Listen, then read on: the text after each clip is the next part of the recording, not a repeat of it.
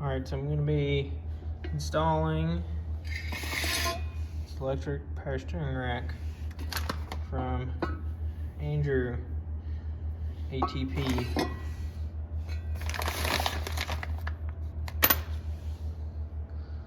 you can see, I'm far away from actually testing it, but we're ready to put it on. So goes on like that, and these bigger standard bolts are what actually hold the power steering rack on itself to the bracket. There's two. These are metric bolts,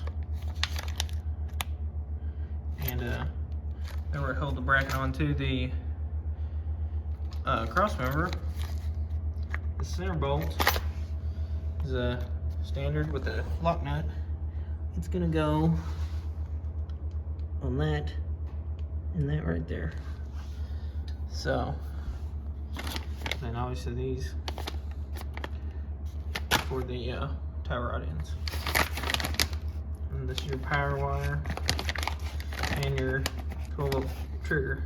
So pretty easy. And another thing I forgot to mention about this bolt and lock nut and everything is that you gotta bolt this bracket on first and then mark the hole, because obviously it's not drilled. So I'm gonna put this on, drill it out. All right, so if you can't tell, I got it drilled. And yeah, that's pretty much it.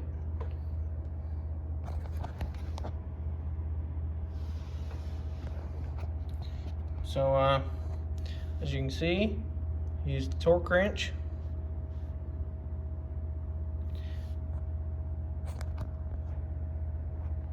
I'm gonna go get the rack and throw it on.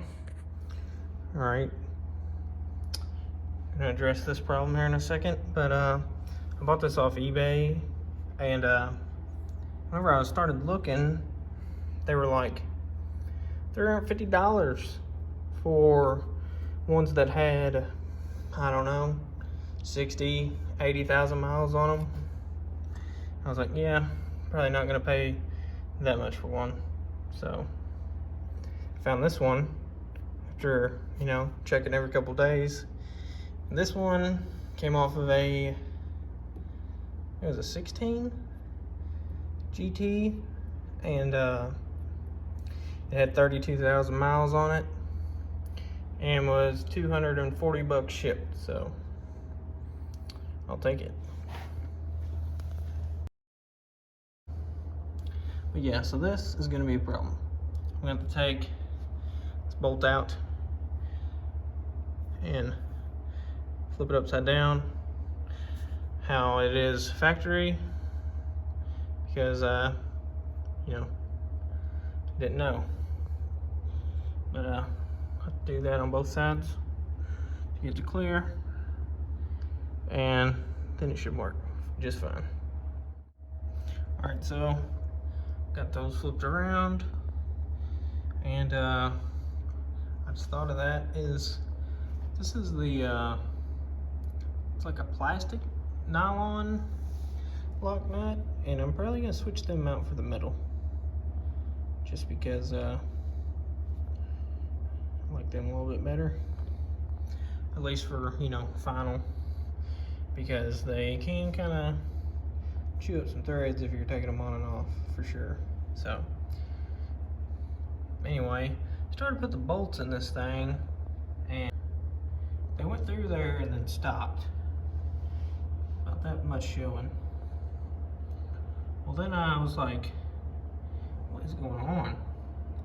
I don't know where it's hidden, but I do know one thing.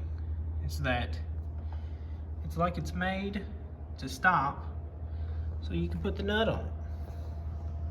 As you can see, I got that one on with the washer, but yeah, if you run it down any more than that, which I was taking a wrench, 15/16, and started to run it down, but then I realized I couldn't get the nut on because it was hitting this tab right here.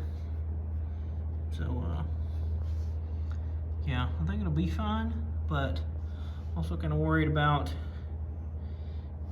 you can see how close that is there at a finger width. Kind of worried about once this is ran all the way down, if the nut's going to be hitting this tab, which I'm definitely not afraid to take the die grinder because it's like a lip there. I don't know if it'll show that. There's a lip right there that kind of sticks up, but I'm not afraid to shave that down if I have to. So I'm going to go ahead and run them down and see what it looks like.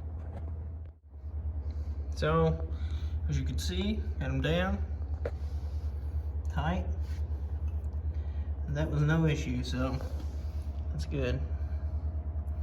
Super quality, I like it. Now, I'm not too worried about putting the tie rod on just yet, because these old stock struts are probably going to go for some of Andrew's coilovers, Viking coilovers. So you can see we're going to go from there to there, and I got a collapsible steering shaft from Ed Ritchie, an old fella that's on the Crown Vic swap groups on Facebook. Yeah, absolutely love these Outcast motor mounts. Kyle's a great dude. He will message you back and answer any question you have, so highly recommend him. So here's the steering shaft, and I'm not real crazy about this because see that set screw? It's flat. It's not really gonna grab that steering shaft too well, so, and these are the same way. I mean, it's not really gonna dig. I think on this bottom one, so I get it cut, because you cut this part right here, and then that slides down over the shaft there. But I think once I get this cut and fit perfect, I'm gonna pull it out and take this one that runs through the flat bar part and run me a bolt and nut through there, because yeah, I don't care for that, just rub it on a flat surface like that. This steering shaft is kind of I don't know, it's about that far. It's kind of concave, hollow, whatever you want to call it. So, plus, if I drill a hole in that, then I can never clock the steering wheel. But I don't know if that's really an issue. But I think on that end, I might just do the a pointy style set screw with the lock nut, and that probably will dig into one of these and be fine, I think. May end up changing my mind, go ahead and running a bolt all the way through it whenever I'm done. So we'll see. First is I'm gonna get this ready and fit it in there. So I got it measured, time to cut. Well, got the steering shaft cut, and this shaft, whatever you want to call this, on the rack is the same for this Mustang electric rack is the stock Crown Vic rack, so that's pretty cool. And however many years, Ford never changed that. Pretty funny. They seem to change everything else every 6 months, so. But I've got about, I don't know, an inch and a quarter there, whatever that is, of slip in the shaft. So, you know, if I were to have a wreck, the steering wheel wouldn't go in my teeth, hopefully, at least too far, you know. I could still eat mashed potatoes, maybe not take a bite out of an apple. But yeah, so that's done. I'm still probably gonna drill that, even though that shaft right there is pretty dang hard. Not too sure what steel that is, but took a hot minute to cut. Well, it wasn't too bad, but wasn't too good either. So that's about it really for now. So another thing I wanted to show is the tie rod setup that Andrew sells with the kit. Well, it comes with the kit, whatever. So this rack came with the factory tie rod setup. These inners, debating on running them because they only got 30,000 miles, allegedly. They're pretty tight still, so. Anyway, Andrew sells with the kit this factory Crown Vic Moog outer tie rod. It's a problem solver. So it's got the grease fit and everything.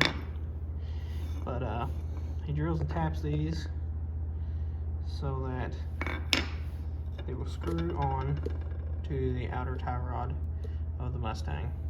And it's kind of a weird thread, so be a pain in the butt if you're trying to do that yourself and get it right. So as you can see the difference in these, how they mount to the spindle. That's pretty self-explanatory. But yeah, that's pretty much it. I'm gonna mess with this a little bit more. Yeah, it clears my headers just fine, so I knew it would. But anyway, these are Mad Dog fender well exit headers for a factory two-wheel drive truck. But they fit the Crown Vic decent.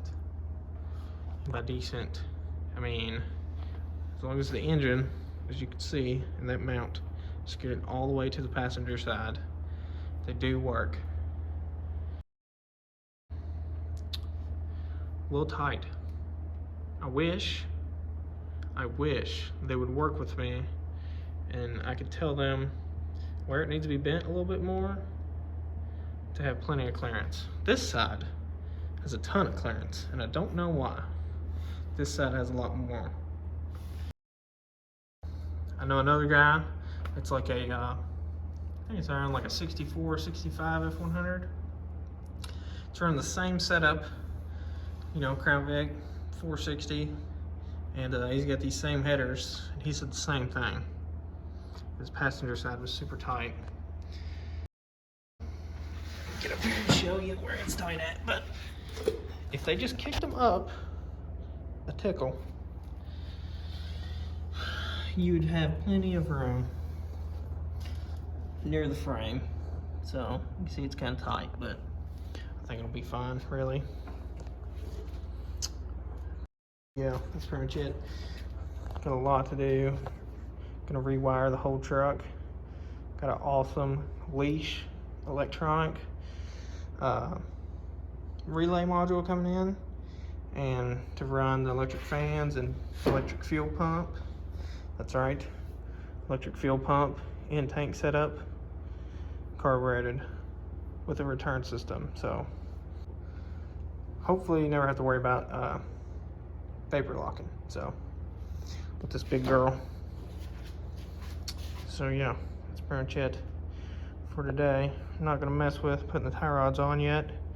like I said, those are gonna get swapped out. Yeah, so thanks for watching. Maybe you learned something.